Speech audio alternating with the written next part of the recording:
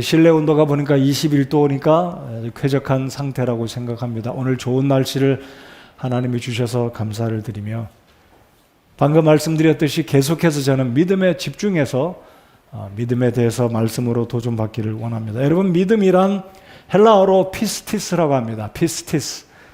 이 말에서 영어 faith가 나왔는데요, 이 피스티스란 이 헬라어의 의미는 믿음이란 의미처럼 신뢰, 확고한 확신이다 또는 보증 또는 증명이라는 의미를 가지고 있습니다. 제가 네이버 한글 사전에서 믿음이란 어떻게 이야기하고 있는지 찾아보았더니 어떤 사실이나 사람을 믿는 마음이다 라고 이야기합니다. 어떤 사실이나 사람을 믿는 마음. 근데 우리의 믿음은 사람을 향해서 믿기도 하지만 성경에 있는 영웅들을 믿지 않습니까? 우리의 믿음의 핵심, 우리의 믿음의 대상은 사람이 아니라 하나님입니다. 그러니까 일반적인 믿음의 어떤 정의는 믿음이란 어떤 사실이나 사람을 믿는 마음이라고 표현한다면, 종교적인 의미에서 믿음이란 초자연적인 절대자, 창조자 및 종교 대상에 대한 신자 자신의 태도로서 두려워하고 경건히 여기며 자비, 사랑, 의뢰심을 갖는 일이다. 좀 굉장히 길죠. 네이버에서 이 종교적인 측면에서 믿음이란 이렇게 설명을 했습니다. 초자연적인 절대자, 창조자 및 종교 대상에 대한 신자 자신의 태도로서 두려워하고 경건히 여기며 자비, 사랑, 의뢰심을 갖는 일이다. 의뢰심을 갖는다. 즉 믿음이란 우리 하나님께 신뢰한다. 여러분, 믿음이 있으신 분이시기 때문에 오늘 나오셨습니다. 우리가 믿음 때문에 구원받았습니다. 제가 그래서 설교 결론 부분에 가서 말씀드리겠지만 이 믿음이란 영적인 실력이다라고 생각합니다. 한번 따라서 보시겠습니까? 믿음은 영적인 실력이다. 여러분, 세상에서 인정받고 뛰어나게 사람들에게 주목받고 쓰임받는 것도 실력자들이 아니겠어요? 여러분, 하나님 말씀하십니다. 세상을 이김은 이것이니 너희의 믿음이다. 그래서 이 믿음이란 우리가 구원받는 복의 통로이기도 하지만 이 험한 세상을 싸워나갈 수 있는 우리의 영적인 실력입니다. 그래서 오늘 말씀을 통해서 이 믿음에 대해서 다시 한번 우리의 마음을 추스리고 나는 믿음으로 살고 있는지, 오늘은 이 믿음이 명사로 끝마치는 것이 아니라 우리의 삶 가운데 동사형으로 실제적으로 행동으로 나타나질 때 그 믿음이 살아서 역사하고 우리의 삶에 복을 가져다주고 놀랍게 하나님께 기쁨을 드리며 상급을 받게 될 것이라고 믿습니다. 여러분, 우리 그리스도인들이 생각하는 고전적이고 상식적으로 알고 있는 믿음은 히브리서 11장 1절에 근거하고 있습니다. 믿음은 바라는 것들의 실체요 보이지 않는 것들의 증거니. 자, 믿음이 왜 동사형으로 나타나져야 되는지 야고보가 야고보서 2장 26절에 그렇게 말하지 않습니까? 영이 없는 몸이 죽은 것 같이 행위 없는 믿음도 죽었느니라. 그래서 저와 여러분의 믿음은 동사형으로 삶 가운데 실제로 행동으로 나타나질 때 우리의 믿음은 능력으로 나타나지게 될 것입니다. 2주일 전에는 여호와 이레라는 제목으로 아브라함의 믿음을 창세기 22장에서 증거했습니다. 그리고 지난주에는 이 믿음이 어떤 측면들, 어떤 요소 때문에 믿음이 사라지는지 마태복음 6장과 8장과 14장을 통해서 예수님이 알려주신 믿음이 적을 때 나타나는 결과로서 두려움과 그리고 염려와 의심이 생긴다는 측면으로 지난주에 말씀을 전했습니다. 그렇다면 오늘은 믿음으로 산다는 것, 왜 우리가 믿음으로 우리 자신들을 세워야 하는지, 믿음으로 살아간다는 것은 구체적으로 무엇인지 세 가지만 생각해 보기를 원합니다. 자, 즉 믿음의 동사형이란 첫 번째로 하나님의 권위를 인정하는 삶입니다. 그러면 하나님의 권위를 인정한다는 게 무슨 의미이겠습니까? 하나님의 리더십을 인정하는 것입니다. 하나님이 나에게 어떤 말씀을 하시든지 거기에 이유를 대지 않고 하나님과 논쟁하지 않고 핑계대지 않고 구실을 찾지 않고 전적으로 하나님이 나의 주되심, 하나님의 권위, 하나님의 리더십을 인정하고 따라가는 것이 믿음이다. 그것이 동사형의 믿음이다라고 저는 믿습니다. 자, 1절과 4절을 보시겠습니다. 오늘 본문 창세기 12장 1절에 보면 하나님이 명령을 하십니다. 그런데 전에 주께서 아브라함에게 이르시되 하나님 말씀하시지요. 너는 내 고향과 친족과 아버지 집에서 나와 내가 내게 보여줄 땅으로 가라. 나와서 가라. 너의 집을 나와서 떠나가라. 하나님의 리더십, 하나님이 우리의 리더인데 하나님께서 명령하실 때 어떻게 반응하느냐, 그것이 동사형의 믿음이라는 겁니다. 자, 하나님이 이렇게 불현듯 하나님이 갑자기 아브라함에게 명령하실 때 아브라함은 반응을 합니다. 자, 2절 또 하나님이 명령하십니다. 내가 너로부터 큰 민족을 만들고 내게 복을 주어 내 이름을 크게 하리니 내가 복이 되리라. 자, 하나님께서 이런 명령을 내리셨을 때 아브라함은 여러분이 알고 계시듯이 이미 75이었습니다. 일전에도 말씀을 드렸지만 아브라함이 175세에 죽었기 때문에 오늘날의 75살과 그 당시에 75살은 약간 시간적인 차이가 있기는 해도 75년을 살았던 고향과 직장과 일터를 떠나 친구들을 다 버리고 하루아침에 가보지도 않은 어디로 가야 할지 모르고 그냥 하나님이 명령하시는 곳으로 나아간다는 것은 굉장한 결단이 필요합니다. 그런데 아브라함의 믿음은 명사형으로 그쳐져 있는 것이 아니라 동사형으로, 행동으로 하나님의 권위를 인정하고 주께서 명령하실 때 그 명령에 순종하였습니다. 이것이 아브라함의 믿음이었고 아브라함은 동사형의 믿음을 가졌다라고 우리가 말씀드릴 수가 있는 이유는 아브라함은 하나님의 주권, 하나님의 권위, 하나님의 리더십을 철저하게 따른 사람이었습니다. 여러분, 우리가 알고 있는 의심 많은 12제자 가운데 도마를 알고 있습니다. 이 도마는 예수님이 부활하셨을 때 제자들 무리 가운데 함께 있지 않았기 때문에 예수님의 부활을 처음 목격했던 제자들이 이구동성으로 말할 때 우리 주가 부활하셨다, 주님이 살아나셨다는 이야기를 들었을 때 여러분이 잘 알고 계시듯이 도마가 뭐라고 말합니까? 내 손가락으로 예수님의 못자국, 옆구리 창자국에 손에 난 못자국에 내 손으로 만져보지 않고는 믿지 못하겠다. 너희들 다 거짓말이, 믿지 못했죠. 한 주가 지난 후에 우리 주님께서 도마를 부르시면서 눈으로 보고 손으로 만지고 믿는 자가 되지 말라라고 말씀하시면서 주님이 친히 그럼에도 불구하고 예수님이 못 박히신 손과 옆구리를 만져보라고 말씀하시면서 내 손가락을 이리 내밀고 내 두 손을 보며 또 내 손을 이리 내밀어 내 옆구리에 넣어라. 그리고 믿음 없는 자가 되지 말고 믿는 자가 되라. 차라리 믿음 없이 사는 사람보다는 차라리 손으로 만져보고 믿는 자가 그래도 낫겠다 싶어서 주님이 아마 도마에게 그렇게 말씀하셨다고 생각이 됩니다. 자, 도마가 예수님의 손자국, 옆구리에 창자국을 만져보고 눈으로 직접 본 후에 도마가 주님께 고백한 고백이 어떤 말이었습니까? 나의 주시며 나의 하나님이시니다 그랬습니다. 나의 주라고 인정한 것은 예수님이 자신의 삶의 모든 권위를 가지신, 명령할 수 있는 분이시고 나는 그분의 명령에 100% 순종해야 되는 사람으로 인정한 것이 도마의 의심 많은 도마, 이 도마가 이제 믿음의 사람으로 바뀌어지게 됐다는 겁니다. 나의 주시며 나의 하나님이십니다. 그렇다면 저와 여러분의 믿음은 동사형으로 바뀌기 위해서 첫 번째, 내 삶의 최고의 리더는 누구인가? 회사에 나를 고용한 사람이 최고의 리더가 아닙니다. 나의 아버지, 어머니가 최고의 리더가 아닙니다. 우리 구원받은 모든 성도의 최고의 리더는 하나님이심을 믿습니다. 하나님이 말씀을 통해 어떤 감동을 주시든지 말씀으로 나에게 말씀해 주시면 그분의 말에 적극적으로 권위를 인정하고 따라가는 것이 진짜 살아있는 믿음입니다. 그 믿음이 아니고서는 명사형으로 고착화된 이론적인 믿음으로는 역사를 일으킬 수가 없기 때문입니다. 여러분, 하나님께서 우리의 주가 되시고 나를 구원하신 진정한 영원히 죽지 아니하시는 아버지 되심을 믿으십니까? 우리의 믿음이 살아서 역사하려면 하나님이 나의 리더가 된다. 첫 번째 리더, 하나님의 권위를 인정하는 믿음을 가질 때 우리의 믿음이 행동으로 옮겨지게 될 것입니다. 여러분이 마태복음 5장 10절에 보면 로마의 백부장의 믿음에 대해서 우리 주님이 칭찬을 하시는 장면이 나옵니다. 제가 8장 5절부터 10절까지 말씀을 그대로 한번 읽어드리겠습니다.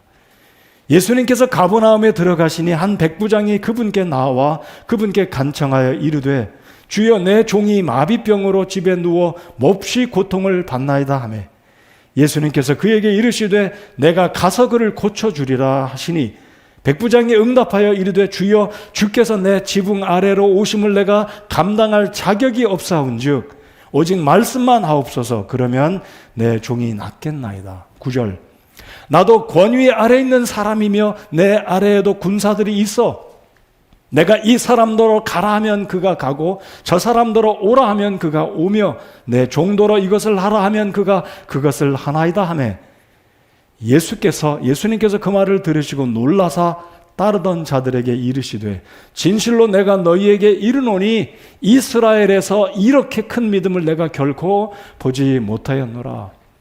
여러분 백부장은 로마 군대 장교입니다. 그의 수하에 100명의 군사들이 그의 리더십을 따르는 사람입니다. 이 믿음이 가장 이스라엘 백성들 가운데 탁월했던 이 사람의 믿음을 예수님이 칭찬하셨습니다. 예수님이 감탄하신 거죠. 내가 이스라엘 가운데 이만한 이렇게 큰 믿음 내가 결코 보지 못했다.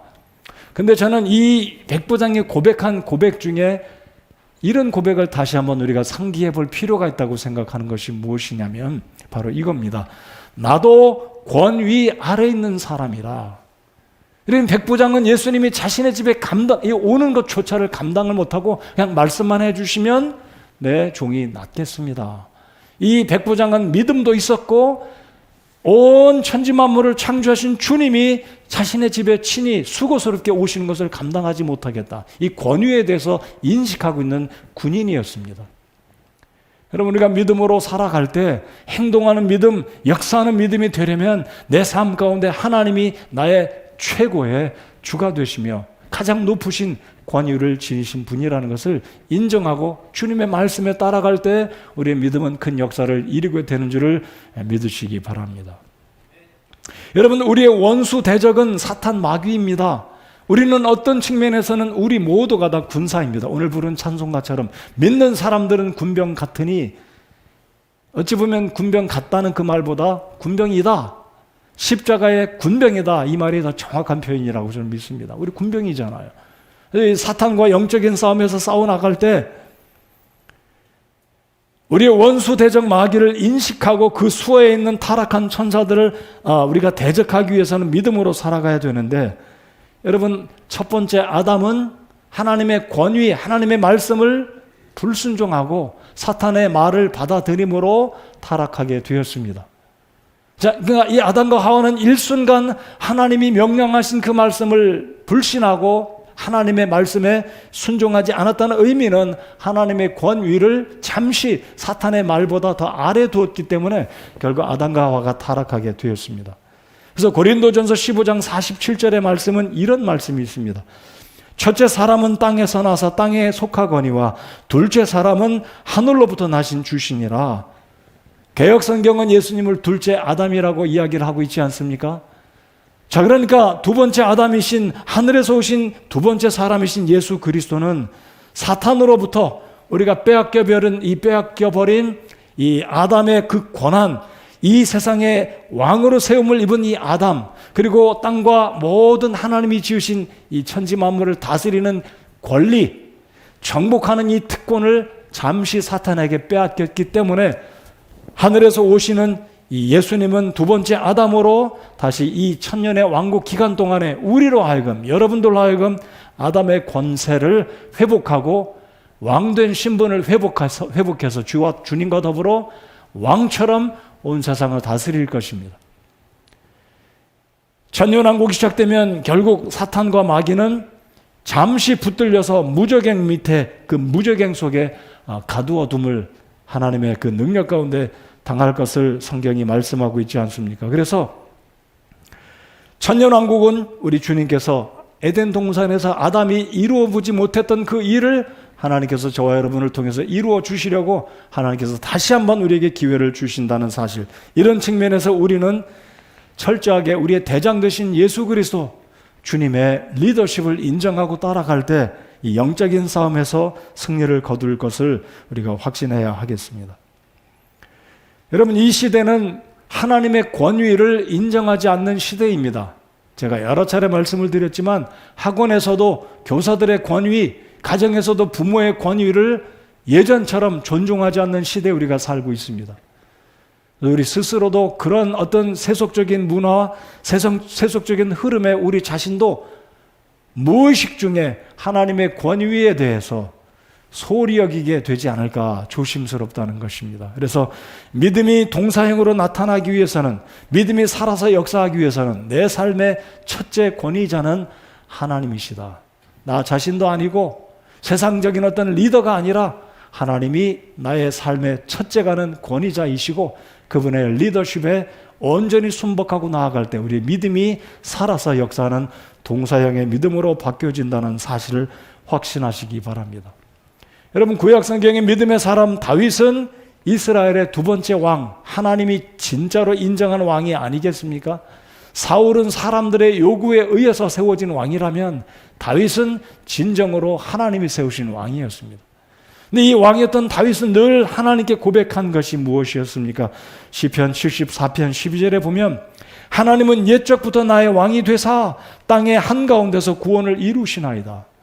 다윗은 인정합니다. 하나님은 옛적부터 나의 왕이다. 여러분, 다윗이 왕이 아니었습니까? 그렇다면 일반적으로 본다면 왕보다 높은 사람은 없어요. 근데 다윗은 겸손하게 교만하지 않고 하나님은 옛적부터 나의 왕이 되신다라고 고백을 합니다. 시편 145편 1절에서도 보시면 오 왕이신 나의 하나님이여 내가 주를 높이고 영원 무궁토록 주의 이름을 찬송하리이다 그랬습니다. 나의 왕이신 하나님. 여러분의 왕은 무엇입니까? 여러분의 왕은 누구입니까? 나로 하여금 생각하게 만들고 움직이게 만들고 내 마음속에 동기를 주고 있는 그 무엇인가가 있다면 그것이 여러분의 왕일 수 있겠습니다. 진정한 우리의 삶을 움직이고 변화시키고 내 마음속에 감동을 주고 그 하나님의 명령하심에 내가 순종하고 나아간다면 우리는 진정으로 하나님이 나의 최고의 통치자이시고 나의 리더이시고 하나님을 왕으로 인정하는 그 삶의 믿음은 살아서 역사하는 동사형의 믿음을 가지게 될 것이라고 저는 확신합니다. 여러분, 하나님이 여러분의 왕이십니까? 하나님의 권위를 최고의 권위로 두시고 우리 하나님의 명령에 순종해 나아가시는 저와 여러분이 되어야 하겠습니다. 두 번째로 이 아브라함이 동사형의 믿음을 지니고 있다는 것은 어찌 알 수 있냐면 4절을 한번 보시겠습니다. 자, 4절을 다 같이 한번 읽어보겠습니다. 시작. 이처럼 아브라함이 주께서 자기에게 말씀하신 대로 떠나갔고 롯도 그와 함께 갔으며 아브라함이 하란을 떠날 때 75세였더라. 4절을 보시면 이처럼, 자, 하나님의 권위를 인정한 다윗은, 이 아브라함은 하나님의 명령을 그대로 받아들이고 이처럼 하나님이 명령하신 모든 조건들마다 이성적으로 납득하려고 애쓰지 않았습니다. 계산하지 않았습니다. 내가 이 나이에 내 직업과 직장을 다 두고 아비와 친척집을 떠나 친구들을 버리고 하나님이 가라고 한 가보지도 곳에 간다면 내가 과연 성공할 수 있을까? 안전할 수 있을까? 내 아내 어떻게 될까? 이런 거 계산하지 않고 이처럼. 자, 그러니까 두 번째, 동사형의 믿음은 하나님의 약속을 확신하는 삶이라는 것입니다. 여러분, 하나님이 아브라함에게 무슨 약속을 하셨습니까? 너는 나와 가라. 떠나와. 집에서 나와서 내가 지시하는 땅으로 가면 2절에 하나님이 조건적으로 말씀하신 약속이 무엇입니까? 큰 민족을 만들고 내게 복을 주어 내 이름을 크게 하리니 내가 복이 되리라. 3절, 땅에 있는 모든 가족들이 너를 통해 복을 받을 것이다. 이것이 하나님이 1절, 2절, 3절에 아브라함에게 주신 약속이었습니다. 땅의 약속, 그리고 후손의 약속. 땅에 있는 모든 민족들이 아브라함의 후손으로 오실 예수님을 통해 복을 받겠다는 약속을 하나님이 주셨을 때 아브라함은 그 약속을 믿고 신뢰하고 떠나갔습니다. 4절, 이처럼 아브라함이 주께서 자기에게 말씀하신 대로 떠나갔고. 자, 그러니까 동사형의 믿음은 무엇인 줄 우리가 여기서 알 수 있습니까? 하나님의 약속을 확신하는 겁니다. 약속의 말씀을 확신한다는 의미를 다른 말로 말씀드린다면 하나님께서 나의 공급자가 되실 것이다. 여러분 지금 아브라함이 자식이 있습니까? 없습니까? 75세인데 자식이 없어요. 여러분 아브라함은 목축업을 종상하는 사람이었습니다. 자기가 살고 있는 땅을 떠나간다면 어찌 될지 아무도 보장이 없습니다. 하나님이 계약서 써준 것도 아닙니다. 하나님이 도장 찍어준 것도 아닙니다. 하나님이 사인해 준 것도 아니었습니다. 단지 하나님이 말씀하실 때 이리 하면 내가 이리 너를 복주겠다 라고 하신 말씀에 아브라함은 100% 하나님 말씀을 신뢰하고 움직였습니다. 이것이 아브라함의 동사형의 믿음입니다. 여러분 메소포타미아라고 부르는 말의 의미는 두 강 사이에 있는 땅이다. 여러분 참고로 에덴도 메소포타미아에 있었습니다. 그러니까 티그리스 강과 유브라테스 강 사이에 지금의 이라크의 북서쪽 위에 터키의 동쪽 그곳이 에덴 동산이었습니다. 근데 이 아브라함이 살고 있던 곳은 이 메소포타미아 남쪽에 그러니까 지금 이라크의 그 수도 바그다드에서 왼쪽으로 좀 한 150km 정도 떨어진 곳이 우르였는데 이 우르는 두 강이 흐르고 있기 때문에 메소포타미아라는 말처럼 두 강 사이에 있는 땅이다라는 의미처럼 굉장히 비옥했습니다. 그러니까 지금서부터 3,500년 전에 이 도시에 살았던 우르, 이 아브라함은 목축업자였기 때문에 굉장한 부자였습니다. 고고학자들의 말에 의하면 3,500년 전엔 그곳에 2층, 3층 집을 짓고 사람들이 살았고 수십만 명이 우르라는 도시에 살고 있었습니다. 근데 우르의 문제는 무엇이냐면 하나님을 경외하는 사람은 하나도 없었습니다. 다 우상을 숭배하고 있었습니다. 근데 하나님은 아브라함을 부르시고 약속의 땅으로 가라고 말씀하시고 그를 통해 큰 민족을 이루어 주겠다는 약속을 해 주셨을 때 아브라함은 하나님의 말씀을 전적으로 신뢰하고 그분의 리더십 밑에 자신의 온 생애를 전적으로 내어드리고 행동으로 옮긴 것입니다. 그래서 아브라함은 자기 집을 떠나 하나님이 지시하는 곳으로 하루하루 믿음으로 여행을 시작하였고 결국은 가나안 땅에 도착하게 된 것이 오늘 12장 7절 8절의 말씀입니다. 이 아브라함의 믿음에 대해서 아브라함이 하나님의 약속을 철저하게 신뢰했다는 이 약속의 말씀을 이 로마서 4장 19절 21절에서는 이렇게 말하고 있습니다.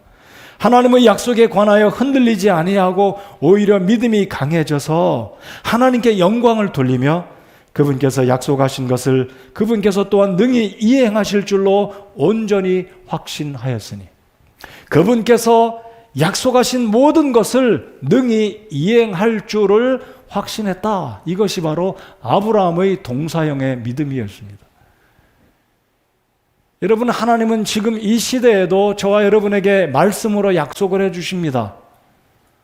어떻게 약속해 주십니까? 우리가 성경을 읽을 때 하나님께서 우리 마음속에 감동을 주시는 복된 말씀이 약속의 말씀입니다.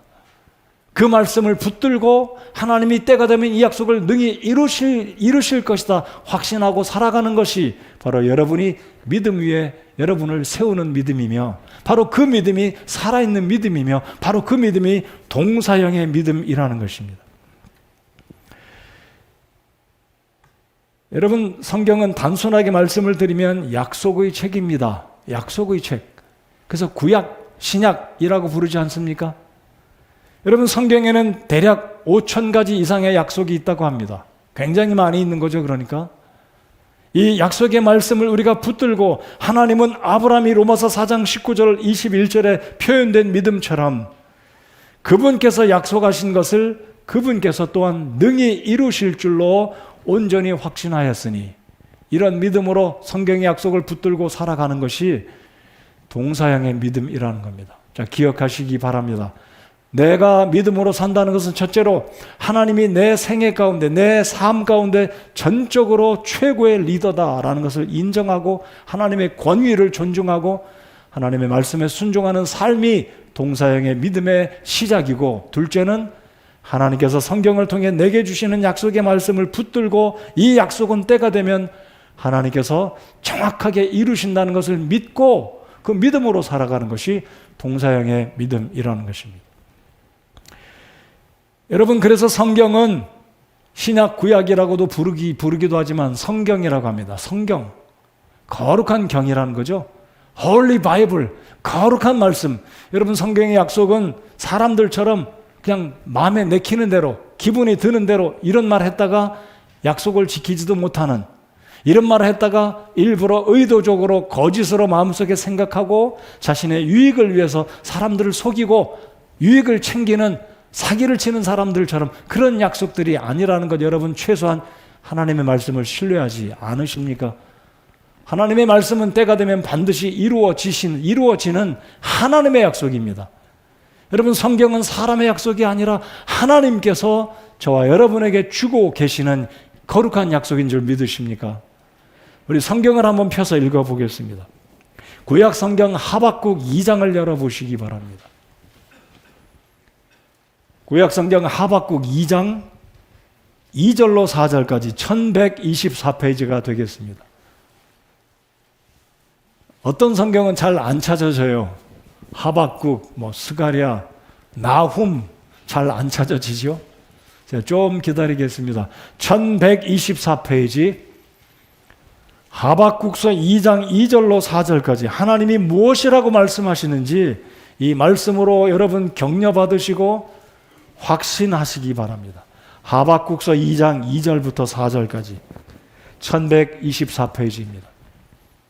신약 성경 1124페이지가 있는지는 모르겠지만 없는 줄로 알아요. 신약에 1124페이지 찾지 마시고 구약 성경 끄트머리 펴보시기 바랍니다. 다 찾으셨습니까? 하박국 2장 2절로 4절까지 같이 읽겠습니다. 자, 이 구절들을 읽을 때 나는 어떤 마음으로, 어떤 생각으로 하나님 말씀을 생각하고 있는가 생각하면서 이 구절을 읽겠습니다. 다 찾으셨습니까? 아직도 페이지 넘기는 소리가 들려서 제가 좀 더 기다려 보겠습니다.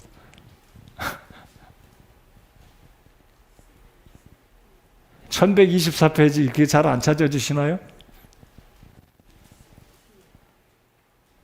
그러니까 평상시 성경책을 들고 다니는 이유가 여기 있어요. 여러분, 전화기로 착착착 손으로 넘기지 마시고 집에서 성경책 피시는 거 익숙해지면 금방 찾습니다. 자, 다 같이 읽겠습니다. 하박국 2장 2절부터 4절 시작. 주께서 내게 응답하여 이르시되 그 환상 계시를 기록하고 판들 위에 분명하게 그것을 새겨서 그것을 읽는 자가 다름질치게 하라. 그 환상 계시는 여전히 정한 때를 위한 것이나 그 끝에 이르러서는 그것이 말할 것이요 거짓말하지 아니하리라. 비록 그것이 더딜지라도 그것을 기다리라. 그것이 반드시 옳터이므로 그것이 지체하지 아니하리라. 보라, 위로 높여진 자의 혼은 그의 속에서 곧바르지 아니하나 오직 의인은 자기 믿음으로 살리라. 아멘. 여러분, 이 구절 읽을 때 저는 어떤 마음이 들었냐면, 하나님은 거짓말하지 않으시는 분이구나. 때가 되면 반드시 하나님이 약속해 주신 그 구절들은, 그 약속들은 반드시 이루시는구나. 그러면서 하나님이 저에게 말씀하시기를 너 그 약속이 더딜지라도 그것을 기다려라 말씀하고 계세요.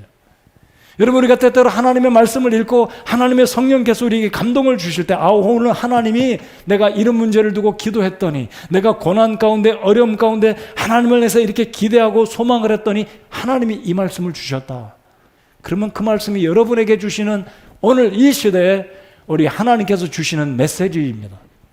근데 그 다음 단계가 무엇이냐면 그 약속이 더디 이루어질지라도 기다리라고 말씀하십니다. 아멘 하십니까? 기다리셔야 돼요. 왜냐하면 하나님의 때는 아직 이루지 않았기 때문에 하나님이 완벽하고 더 좋은 것을 주시기까지는 우리로 하여금 기다리게 만드십니다. 여러분, 자녀들이 용돈 달라고 냉큼냉큼 주지 않잖아요. 어떤 때는 금방 주기도 하고 어떤 때는 달라기도 전에 내가 주고 그러지만 어떤 때는 일부러 뜸을 들이는 이유가 다 있습니다. 쉽게 얻은 것은 고마워하지도 않고 쉽게 사라지기 때문에 일부러 뜸을 들이잖아요. 하나님도 동일합니다. 근데 중요한 것은 하나님의 약속은 때가 되면 반드시 이루어진다. 그래서 하나님이 말씀하시기를 비록 그것이 더딜지라도 그것을 기다리라. 이것이 바로 동서양의 믿음입니다. 아브라함은 하나님의 약속을 철저하게 믿었고 의심하지 않았습니다. 한 걸음 더 나아가 이게 무슨 말씀이냐면 집을 떠나고 가보지 않은 곳으로 가축을 이끌고 아내를 데리고 가는데 강도를 만날지 굶어 죽을지 소떼 양떼가 다 죽을지 모르지만 하나님께서 내 필요를 공급하신다. 염려하지 않았고 두려워하지 않았고 의심하지 않았습니다. 이것이 아브라함의 동사형 살아있는 믿음이었습니다. 자, 이 하박국 2장 4절 말씀을 끝부분 보시면 오직 의인은 어떻게 산다고 말씀합니까? 자, 제가 일부러 의도적으로 여쭤봤어요. 오직 의인은 믿음이 아닙니다. 오직 의인은 자기 믿음으로 살리라 그랬습니다. 다시 한번 읽어보시겠습니다. 시작. 오직 의인은 자기 믿음으로 살리라. 여러분 이 말씀을 잘 보십시오. 남의 믿음은 소용이 없다는 겁니다.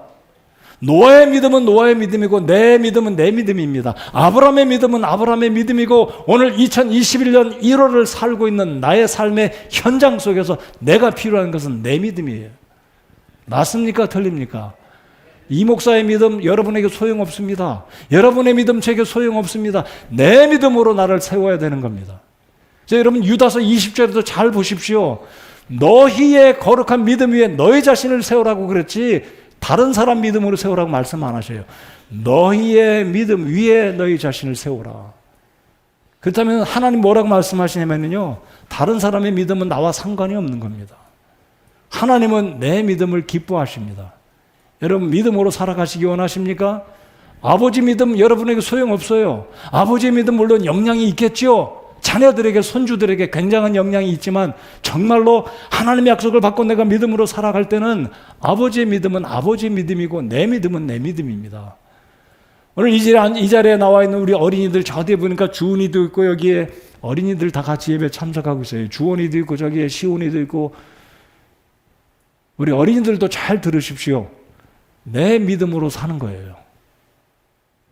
하나님이 그렇게 말씀하시지 않습니까? 오직 의인은 자기 믿음으로 살려라. 아브라함은 자기 믿음으로 나아갔습니다. 그래서 결국 여러분 데라는 우상을 숭배하는 사람이었어요. 근데 아브라함은 믿음으로 하나님의 권위를 인정하고 하나님의 약속을 신뢰하고 나아갔을 때 하나님이 그의 모든 필요를 공급해 주셨습니다. 심지어 지난주에 살펴보았던 22장에 이삭을 드리라고 했을 때 순종했더니 하나님이 양을 예비해 주셨잖아요. 자기 믿음으로 살아가는 것입니다.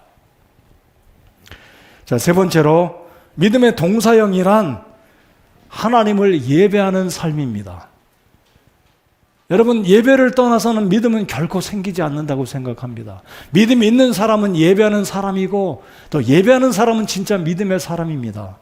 그래서 예배 안 드리고 예배를 경홀히 여기는 사람은 아무리 생각해도 믿음의 분량이 좋다. 믿음이 좋다. 저분 굉장히 믿음이 좋은 사람이다. 말할 수 있는 근거가 전혀 없다는 겁니다. 세 번째, 우리의 동사형의 믿음이 되기 위해서는 하나님을 예배해야 되는데, 자, 창세기 12장으로 돌아오시겠습니다. 여러분, 아브라함은 하나님 명령을 받았을 때 집을 떠나갔습니다. 우르를 떠났고 하란을 떠났고 가나안 땅에 마침내 당도했습니다. 하나님이 공급하실 것을 그는 믿었기 때문에 지금은 자식이 없지만 하나님이 내 후손을 하늘의 별들처럼 많게 하시겠다는 창세기 12장, 15장, 17장 계속해서 하나님이 말씀하신 그 말씀의 약속을 믿고 살아갔던 사람입니다. 자, 아브라함이 동사형의 믿음을 지닌 사람이라는 것은 7절, 8절을 보시겠습니다. 드디어 아브라함이 하나님의 인도하심을 받고 갈 바를 알지 못했지만 가나안 땅에 도착을 했습니다. 이 아브라함의 믿음이 동사형이라는 것을 알 수 있는 것은 7절과 8절의 끝부분만 제가 읽어보겠습니다. 그가 자기에게 나타나신 주께 거기서 제단을 쌓고 8절 하반절 그가 거기서 주께 제단을 쌓고 주의 이름을 부르니라. 여러분 제단 쌓는 거 어떻게 생각하십니까? 저는 쉽지 않은 일이라고 생각합니다. 지금은 블럭이 있어가지고 돈만 주면 정확한 사이즈의 벽돌을 갖다 탁착착 쌓으면 네모 반듯하게 쌓는 거 쉬운 일일 수 있어요. 그러나 아브라함이 목축업자로 양을 쳐야 되죠. 맹수로부터 양떼를 보호해야죠. 언제 가서 돌 찾아다가 네모 반듯하게 평형을 이룬 반듯한 제단을 쌓을 수 있겠습니까? 쉬운 일이 아니었습니다. 여러분 어떤 직업은 눈이 와도 비가 와도 상관이 없습니다. 그냥 집에 앉아서 금융을 하거나 주식을 투자하거나 이런 분들은 날씨와 상관이 없습니다. 시절과 상관이 없어요. 자기만 충실하게 일하면 먹고 사는데 문제가 없습니다. 근데 여러분 지금서부터 3,500년 전 목축업자였던 이 아브라함이 얼마나 바쁜 사람입니까? 시기를 놓쳐버리면 양떼, 소떼 다 죽습니다. 여러분, 풀이 항상 있는 게 아니잖아요. 여름철에만 풀이 있지 않습니까? 근데 이 아브라함은 가나안 땅에 도착해서도 하나님께 감사 예배를 드리는 제단을 쌓고 주님의 이름을 불렀더라 그랬습니다. 돌 찾아다가 제단 쌓는 거 쉬운 일이 아닙니다. 그 위에 자신이 키우고 길렀던 양을 잡고 하나님께 제사 드리는 것도 쉬운 일이 아닙니다. 근데 이 아브라함은 믿음이 동사형을 지녔다는 것을 알 수 있는 것은 그가 어디를 가든지 하나님의 약속을 따라 쫓아갔고 하나님의 약속의 말씀을 믿고 자신의 공급할 것을 믿고 살아가면서 그 와중에도 하나님을 예배하는 사람이었습니다. 저는 철저하게 그렇게 믿습니다. 예배를 소홀히 여기는 그분의 믿음은 가짜이거나 허당이다예요. 빈 믿음입니다. 정말 믿음이 좋은 분들은 예배에 힘쓰고 예배를 사모하고 예배를 기뻐하고 예배하지 못하면 내가 뭔가 마음이 허전하고 사는 능력이 안 생기고 이런 정도가 돼야 그분의 믿음이 진짜 하나님과 같이 하는 믿음이다. 그분의 믿음이 진짜 살아있는 야고보서 2장 26절 영혼이 없는 몸이 죽은 것처럼 행함이 없는 믿음도 죽었다는 말씀과 같이 믿음이 좋은 분들은 예배로 나타내줘야 된다고 저는 믿어요. 그래서 이 아브라함은 예배하는 삶을 살았습니다. 그래서 고린도전서 1장 9절에 보면 너희를 부르사 자신의 아들 예수 그리스도 우리 주와 교제하게 하시는 하나님은 신실하시도다 그랬습니다. 여러분, 우리 하나님은 저와 여러분과 교제하기를 정말로 기뻐하시는 하나님이십니다. 교제는 예배를 통해서 이루어집니다. 영이신 하나님은 우리와 손을 잡고 이렇게 육체적인 어떤 컨택을 하실 수 없는 분이십니다. 인격적인 신 분이기 때문에 우리가 영이신 하나님을 기쁨과 감사한 마음으로 정성을 다해서 찬송을 불러드리고 감사를 표현하고 물질을 드리고 아브라함이 제단을 쌓고 희생양을 하나님께 드려서 감사와 기쁨으로 예배를 했듯이 우리도 역시 동일합니다.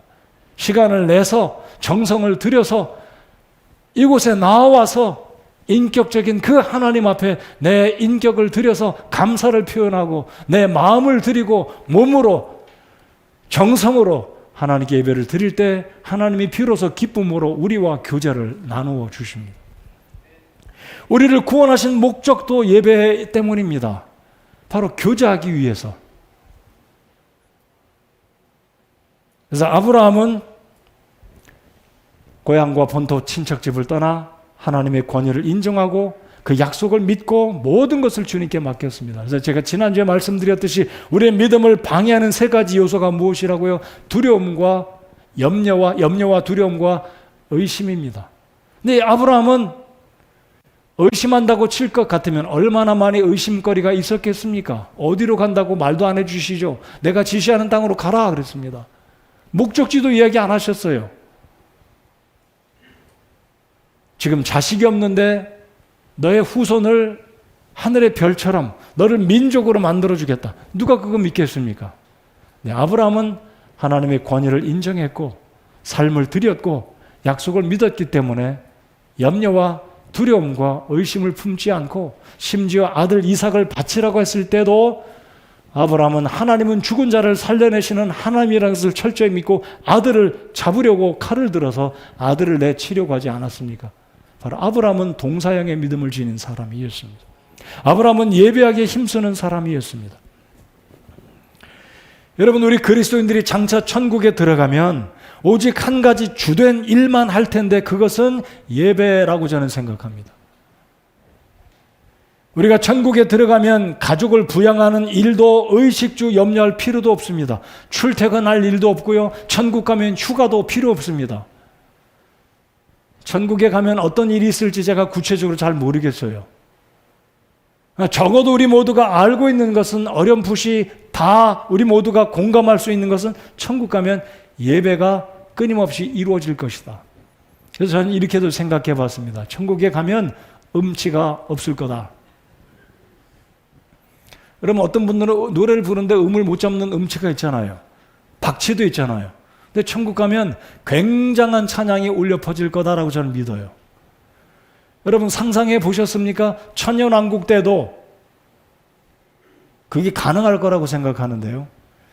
여태까지 구원받은 모든 민족들, 교회들, 성도들이 다 모여서 예루살렘에 모여서 예배드릴 때도 있을 거고, 천국에 가면 말 그대로 새하늘과 새 땅에 모이면 한 가지 언어로 4부든 8부든 어떻게든 굉장히 놀라운 스케일로 여러분 구원받은 모든 수십억의 그리스도인들이 함께 모여서 찬송을 부른다고 생각해 보십시오. 그때는 음치 박치가 없어요. 다 정말로 기가 막힌 화음으로 놀랍게 우리 주님을 찬양할 텐데, 한편으로 또 이렇게 생각하실지 모르겠어요. 아, 천국 가면 허구한 날 예배만 드리면 얼마나 지루할까. 매일 똑같이 예배만 하니 어제도 했는데 또 찬양하라고 예배 지루하지 않을까? 저는 그렇게 생각을 안 합니다. 이미 천국의 시간의 개념은 우리가 생각하는 영혼의 개념이 어떤 건지 모르지만 천국에 들어가면 우리의 생각과 몸과 영혼이 이미 바뀌어져서 영화의 단계에 이르르기 때문에 천국에 들어가면 지루한다는 이런 생각을 전혀 못 느낄 거라고 생각합니다. 정말로 예배를 드릴 때 정말로 감격 속에, 그래서 계시록을 읽다 보면요, 24장로가 자기 머리에 있는 금면류관을 벗어서 예수님의 발 앞에 던져놓고 경배를 드리는 장면이 있지 않습니까? 천국에 들어가면 정말로 놀라운 예배가 있을 것이라고 생각하는데, 바로 우리는 이 땅을 살아가면서 정말 내가 믿음으로 사는 성도라면, 믿음으로 살기 원한다면 예배에 힘쓰고 예배에 집중하고 예배를 통해서 하나님의 격려와 하나님의 위로와 성령께서 이 말씀을 통해 시시때때로 주시는 그 영적인 힘을 공급받고 살아가는 것이 예배를 통한 축복이라는 사실을 다시 한번 확신하시기 바랍니다. 그래서 우리 집사님들, 특별히 활동 집사님들은요, 코로나19로 우리가 지금 비대면 예배로 집에서 예배하고 있지만 활동 집사님들은 가급적 예배 좀 다 나오셨으면 좋겠습니다. 그리고 올해 우리 집사님들의 사위, 며느리, 손주들 다 좀 예배 나오셨으면 좋겠어요. 가급적 주일날 내가 일을 하지 않아도 되는 그런 환경 가운데 있는 집사님들은 예배에 좀 오시기 바랍니다. 스스로 일 열심히 하려고 주일날까지 일 스케줄 잡지 마시고 다른 날 일하실 수 있다면 주일날만큼은 구별된 시간에 하나님 앞에 나와서 예배를 드려주시기를 바랍니다. 손주들 다 데리고 오세요. 여러분 며느리, 사위 다 데리고 오시기 바랍니다. 내가 믿음으로 사는 모습을 자녀들에게 보여주어야 우리 자녀들이 아버지, 어머니, 시어머니, 시아버지의 믿음을 보고 따라오지 않겠습니까? 이 예배에 대해서 중요하게 생각하지 않는 모습처럼 비춰진다면 우리의 사위, 며느리, 손주들이, 우리의 자녀들이 어떻게 부모님의 믿음을 보고 따라오겠습니까? 예배에 힘쓰시는 우리 집사님들 되시기 바라고, 오늘 예배에 나온 여러분 모두 잘하셨습니다. 예배는 영적인 실력이고 능력이고 하나님을 기쁘시게 하는 절대적인 원리임을 다시 한번 확신하게 되시기 바랍니다. 우리 집사님들 다시 한번 제가 당부를 드립니다. 믿음에 있다가 믿음의 길을 떠나 예배를 하고 있지 않는 여러분들의 사위, 며느리, 자녀들 다시 한번 하나님께 기도하면서 여러분의 자녀들이 믿음 안에 돌아오도록, 예배하는 자녀가 되도록 여러분 기도해 주시고 힘써 주시고 우리 집사님들 본이 되어 주시기를 바랍니다.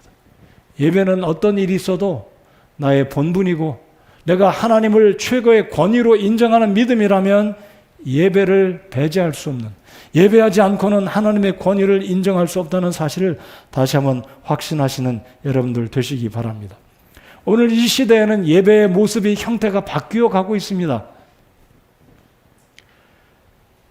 제가 긴 말씀 안 드려도 코로나19로 인해서 영상 예배로, 비대면 예배로, 인터넷을 통해서 그래도 실시간에 이 시간에 맞춰서 지금 가정에서 예배에 동참하시는 분 그래도 낫습니다. 언제든지 예배 드릴 수 있으니까 하고서 실시간 예배 안 하고 그냥 내가 하고 싶은 거 먼저 하고 자투리 시간에, 남는 시간에 인터넷 들어와서 접속해서 예배 실황 보고 그런 것은 그렇게 바른 태도라고는 전 생각되지 않습니다. 내 몸은 상황상 내 지금 건강이 넉넉치 않으니까 다른 분들을 배려해서 예배당에 나오지 못하더라도 같은 시간에 같은 마음으로 우리 아버지 하나님을 예배하는 그 시간에 우리 성서침례교회 회원 여러분들 공적인 예배에 다 동일한 시간에 동참해서 하나님께 예배를 드리는 것이 성도의 본분이고 살아있는 믿음의 원리라는 사실을 오늘 창세기 12장 아브라함의 동사형의 믿음을 통해서 아브라함의 믿음을 본받고 하나님을 기쁘시게 하는 저와 여러분이 되시기를 바랍니다.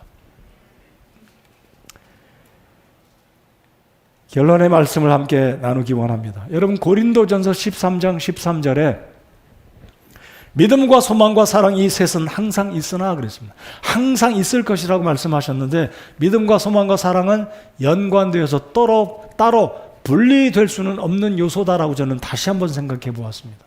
자, 믿음은 하나님의 권위를 인정하는 사람들의 삶 가운데 나타내져야 하는 우리의 행위, 우리의 마음의 표시, 외적인 표시로 하나님의 권위를 인정해 드리는 행동으로 나타나야 되겠고, 그 행동은 하나님의 말씀을 100% 신뢰하면서 하나님의 약속은 반드시 때가 되면 이루어진다라는 것을 믿고 내 삶을 전적으로 의탁하는 그 믿음, 여러분 그 믿음은 결국 소망을 도출합니다. 믿음이 있기 때문에 소망을 품게 되는 거죠. 하나님이 때가 되면 이 약속을 이루어 주신다. 소망을 품습니다. 그리고 소망 있는 사람은 결국 사랑합니다. 하나님을 예배하기를 기뻐합니다. 지금은 당장 어렵지만 예배하는 그 일에 우선을 두고 살아갈 때 믿음과 소망과 사랑은 서로 연관이 되어서 하나님이 우리의 삶을 기쁘시게 받으시고 히브리서 11장 6절의 말씀과 같이 우리에게 상급으로 갚아 주실 것입니다. 여러분 바울 사도가 디모데후서 4장 6절에서 7절까지 이런 고백을 합니다. 유명한 말씀이죠. 제가 읽어 드리겠습니다. 이제 내가 내 자신을 헌물로 드릴 준비가 되었고 나의 떠날 때가 가까이 이르렀도다. 내가 선한 싸움을 싸우고 나의 달려갈 길을 마치고 믿음을 지켰은즉. 자, 믿음을 지켰다. I have kept 과거형으로 믿음을 지켰다 그랬습니다. I have kept my faith. 내가 믿음을 지켰다. 여러분 우리의 믿음은 구원받았을 그 당시에만 필요한 게 아니고 구원받은 이후에도 계속해서 죽는 순간까지 하나님을 뵐 때까지 내 믿음을 지키고 믿음을 붙들어야 된다는 사실을 이 말씀을 통해서 우리 모두가 다시 한번 확신해야 된다고 생각합니다. 믿음은 지키는 겁니다. 하나님이 내게 주신 내 믿음을 붙들고 이 믿음을 동사형으로 바꾸어서 삶 가운데 실제로 행동에 나타내 보일 때 하나님이 그 믿음에 대해서 기뻐하시고 상급으로 우리에게 갚아주시리라고 믿습니다. 사랑하는 성도 여러분들, 믿음은 명사형으로 그치고 머물러 있는 것이 아니라 우리 삶 가운데 움직이는, 행동하는, 실천으로 옮기는 동사형의 믿음을 지니는 저와 여러분들이 되시기 바랍니다. 오늘 말씀을 생각하면서 동사형의 믿음은 세 가지로 나타난다.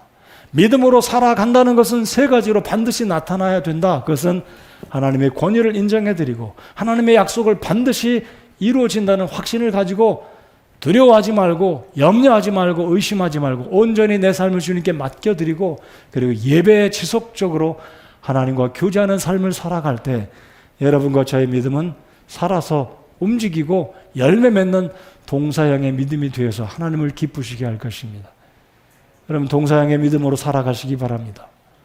다 함께 기도하겠습니다.